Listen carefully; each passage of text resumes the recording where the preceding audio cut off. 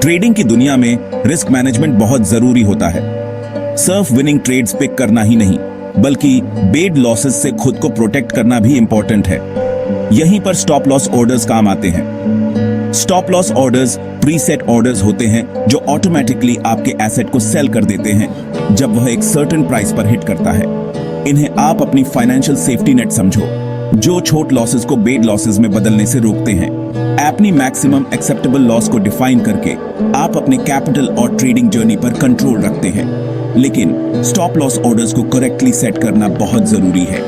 बहुत सारे traders common mistakes करते हैं। इमोशंस या आर्बिट्रेरी नंबर्स के बेस पर स्टॉप्स प्लेस करते हैं। अक्सर ऐसा होता है कि मार्केट उनके इंटेंडेड डायरेक्शन में मूव करने से पहले ही उनके स्टॉप्स हिट हो जाते हैं। ये फ्रस्ट्रेटिंग एक्सपीरियंस होता है जिसे स्टॉप लॉस हंटिंग कहते हैं।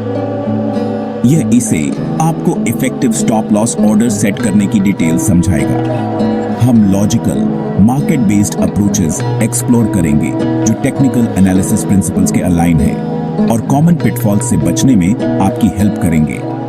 याद रखें, सक्सेसफुल ट्रेडिंग का मतलब लॉसेस से पूरी तरह बचना नहीं है, बल्कि उन्हें इफेक्टिवली मैनेज करना है। एक well placed stop loss order ही इसे अचीव करने का सबसे पावरफुल टूल है। एक कॉमन मिस्टेक जो ट्रेडर्स करते हैं वह है इमोशंस के बेस पर स्टॉप लॉस ऑर्डर्स सेट करना। फियर और ग्रीड अक्सर उनके एक्शंस को डिक्टेट करते हैं, जिससे पूरली प्लेस्ड स्टॉप्स होते हैं। फॉर इंस्टेंस, एक फियरफुल ट्रेडर अपना स्टॉप लॉस अपने एंट्री प्राइस के बहुत क्लोज रख सकता है, छोटे से लॉस से भी डरते हुए। इससे माइनर मार्केट फ्लक्चुएशन से भी उनके स्टॉप के ट्रिगर होने के चांसेस भी आच जाते हैं, भले ही ट्रेड उनके फेवर में मूव करे। एक और पिटफॉल है फिक्स परसेंटेज, जैसे 5% या 10% के बेस पर arbitrary stop loss level set करना, मार्केट कॉन्टेक्स्ट को इग्नोर करके। यह डिफरेंट एसेट्स और मार्केट कंडीशंस की इनहेरेंट वॉलेटिलिटी को इग्नोर करता है। एक 5% स्टॉप लॉस एक वॉलेटिल स्टॉक के लिए बहुत टाइट हो सकता है, जिससे प्रीमेच्योर एग्जिट्स हो सकते हैं, जबकि स्टेबल एसेट के लिए लूज हो सकता है, जिससे आपको बड़े पोटेंशियल लॉसेस का सामना करना पड़ सकता है।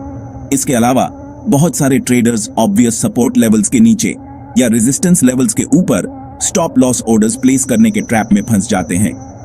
ये प्राइस पॉइंट्स होते हैं जहां एसेट ने हिस्टोरिकली डायरेक्शन रिवर्स किया होता है।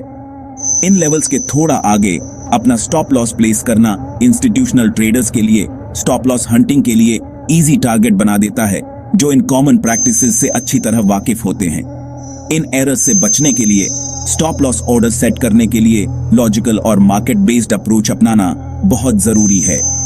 आगे के सेक्शंस में इफेक्टिव स्ट्रेटजीज के बारे में बताया जाएगा जो मार्केट डायनामिक्स और टेक्निकल एनालिसिस प्रिंसिपल्स को कंसिडर करते हैं।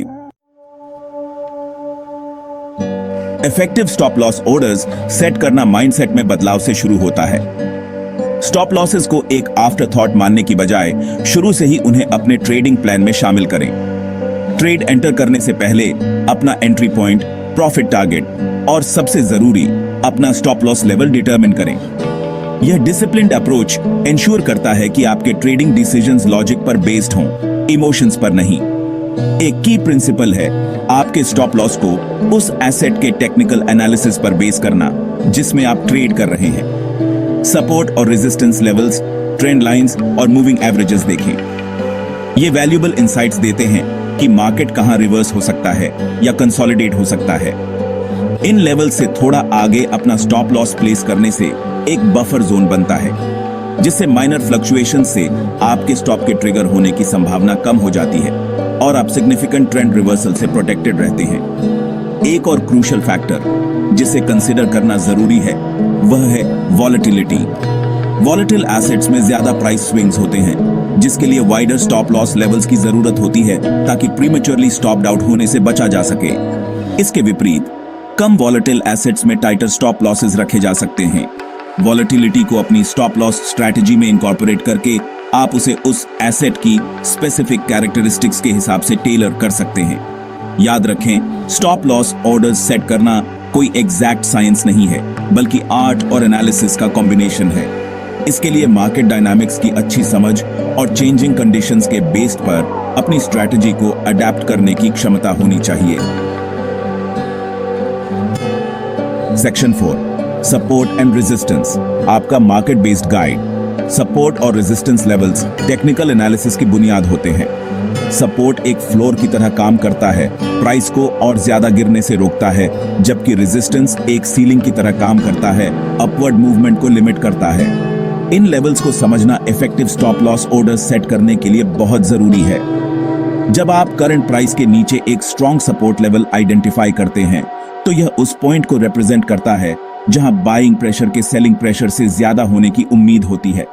इसलिए इस सपोर्ट लेवल के थोड़ा नीचे अपना स्टॉप लॉस प्लेस करना समझदारी है। अगर प्राइस इस लेवल से नीचे टूटता है तो यह पोटेंशियल ट्रेंड रिवर्सल को सजेस्ट करता है और ट्रेड से एग्जिट करना ही समझदारी है। इसके विपरीत, जब आप करंट प्राइस के ऊपर एक रेजिस्टेंस लेवल आइडेंटिफाई करते हैं तो अपना स्टॉप लॉस उससे थोड़ा ऊपर प्लेस करें। अगर प्राइस इस रेजिस्टेंस को ब्रेक करता है तो यह पोटेंशियल अपवर्ड मोमेंटम को इंडिकेट करता है और आप मूव का फायदा उठाने के लिए ट्रेड में रहना चाहेंगे। हालांकि याद रखें कि सपोर्ट और रेजिस्टेंस लेवल्स कोई इम्पेनेट्रेबल बैरियर्स नहीं हैं।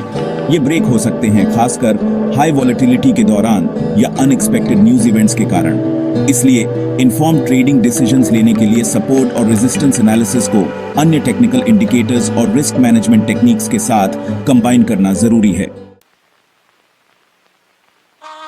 Section 5 volatility based stops, ATR के साथ वेव्स राइड करो। वॉलेटिलिटी यानी प्राइस फ्लक्चुएशन की डिग्री एक क्रूशियल फैक्टर है जिसे स्टॉप लॉस ऑर्डर्स सेट करते समय कंसिडर करना चाहिए। एक हाईली वॉलेटाइल एसेट में ज्यादा प्राइस स्विंग्स होते हैं, जबकि कम वॉलेटाइल एसेट में स्मूदर प्राइस मूवमेंट्स होते हैं। वॉलेटिलिटी को इग्नोर करने से या तो ओवरली टाइट स्टॉप लॉसेस हो सकते हैं जो प्रीमेच्योरली ट्रिगर हो जाते हैं, या ओवरली लूज हो सकते हैं जो आपको ज्यादा रिस्क में डाल सकते हैं। वॉलेटिलिटी को अपनी स्टॉप लॉस स्ट्रैटेजी में इनकॉर्पोरेट करने का एक इफेक्टिव मेथड है एवरेज ट्रू रेंज या ATR इंडिकेटर का इस्तेमाल करना। ATR किसी एसेट के हाई और लो प्राइसेस के बीच के एवरेज रेंज को मेजर करता है एक स्पेसिफाइड पीरियड में, आमतौर पर 14 डेज में। ज्यादा ATR वैल्यू ज्यादा वॉलेटिलिटी को इंडिकेट करता है, जबकि कम वैल्यू कम वॉलेटिलिटी को सजेस्ट करता है। स्टॉप लॉस प्लेसमेंट के लिए ATR का इस्तेमाल करने के लिए करंट ATR वैल्यू को एक प्रीडिटरमिन्ड फैक्टर से मल्टीप्लाई करें, आमतौर पर 2 और 4 के बीच आपके रिस्क टॉलरेंस पर डिपेंड करता है। लॉन्ग पोजीशंस के लिए इस वैल्यू को करंट प्राइस में से सब्ट्रैक्ट करें या शॉर्ट पोजीशंस के लिए ऐड करें। ये एक volatility adjusted stop loss level प्रदान करता है जो एसेट के प्राइस फ्लक्चुएशंस के हिसाब से एडजस्ट होता है। फॉर इंस्टेंस, अगर किसी एसेट का ATR $1 है और आप लॉन्ग हैं 3 का फैक्टर यूज करते हुए, आपका स्टॉप लॉस करंट प्राइस से $3 नीचे प्लेस किया जाएगा। यह डायनामिक अप्रोच इंश्योर करता है कि आपका स्टॉप लॉस लेवल एसेट की वॉलेटिलिटी के हिसाब से एडजस्ट हो, नॉर्मल प्राइस स्विंग्स के दौरान प्रीमेच्योर एग्जिट्स को रोकता है और साथ ही आपको सिग्निफिकेंट एडवर्स मूवमेंट्स